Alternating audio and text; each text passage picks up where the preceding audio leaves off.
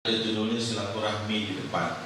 Bertempat di kantor KPID Sumatera Selatan Jumat 25 Oktober 2024. Kegiatan ini bertujuan menyampaikan kepada lembaga penyiaran televisi terkait regulasi baik itu surat edaran dari KPU Pusat maupun PKPU nomor 13 tahun 2024 yang mengatur aturan berkampanye termasuk yang dilakukan di televisi. Kegiatan ini juga sebagai ajang berbagi pendapat terkait peran lembaga penyiaran dalam Pilkada serentak tahun 2024 yang tetap harus mematuhi rambu-rambu dan aturan yang sudah diberlakukan.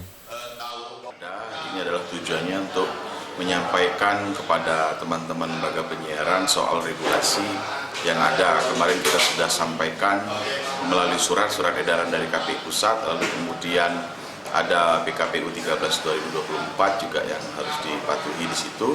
Itu tujuannya secara administrasi, lalu kita ingin bertemu, diskusi, lisan apa sebetulnya nanti peran lembaga penyiaran untuk Pilkada 2024 ini. Lalu yang kedua, kita juga menyampaikan soal tetap rambu-rambu gitu ya, berpartisipasi, kemudian berbuat untuk Pilkada, tapi tetap rambu-rambu dan aturannya harus tetap ditaati oleh lembaga penyiaran. Sejauh ini Herfriadi mengatakan sudah ada beberapa pelanggaran yang dilakukan lembaga penyiaran televisi yang didapat maupun dilaporkan ke KPID Sumatera Selatan.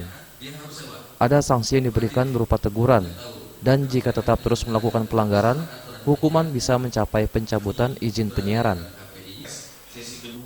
Eza PM, Sriwijaya TV.